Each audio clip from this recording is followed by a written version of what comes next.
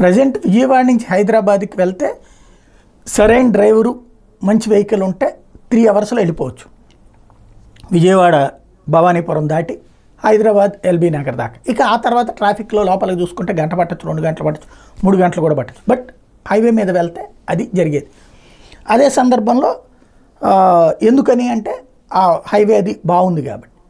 ఇప్పుడు ఇంకా 1 గంట తగ్గేటటువంటి పరిస్థితి ఉంది అన్నటువంటిది ఇవాళ పత్రికల వార్తలు బట్టి కనబడుతుంది. ఏంటిది అంటే అమరావతి అన్నటువంటి దానికి గ్రీన్ఫీల్డ్ హైవేకి అనుసంధానం చేసేటటువంటి చర్య హైదరాబాద్ టు అమరావతి అన్నటువంటి. దీని కింద టోటల్గా 20-25 వేల కోట్లు భరించేందుకు కేంద్రం సిద్ధమైంది. దాదాపు 60 నుంచి 70 కిలోమీటర్ల దూరం తగ్గుతుంది అన్నటువంటిది ఇక్కడ ప్రధానంగా హైలైట్ చేస్తున్నటువంటి అంశం.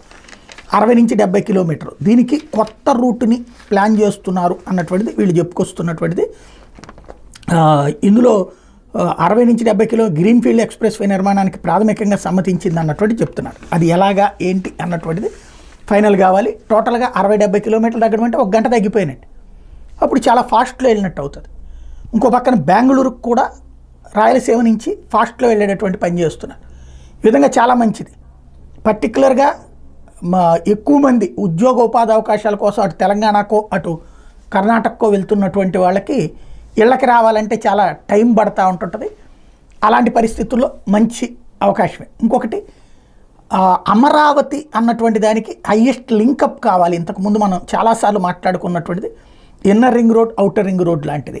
అది ఇప్పుడు పర్ఫెక్ట్గా సెట్ అయ్యేందుకు రంగం సిద్ధమైంది. నేను చాలా రోజుల నుండి ప్రస్తావిస్తూ వచ్చింది అదే. జగన్ చేసిన తప్పు కూడా అదే.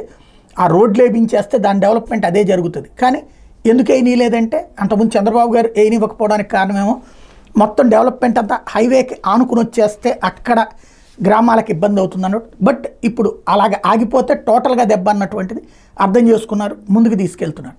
అదే సందర్భంలో ఆ లోపల ఉన్నటువంటి ప్రాంతాలలోకి పెద్ద ఎత్తున సంస్థలను తీసుకొచ్చే ప్రయత్నం చేస్తున్నారు. టోటల్గా అమరావతి అన్నటువంటి దాన్ని హైదరాబాద్కి ఇటు ఇతర ప్రాంతాలకి లింకప్ అవ్వడం అన్నటువంటి చాలా మంచి పరిణామం. ఓఆర్ఆర్ రాబోతోంది.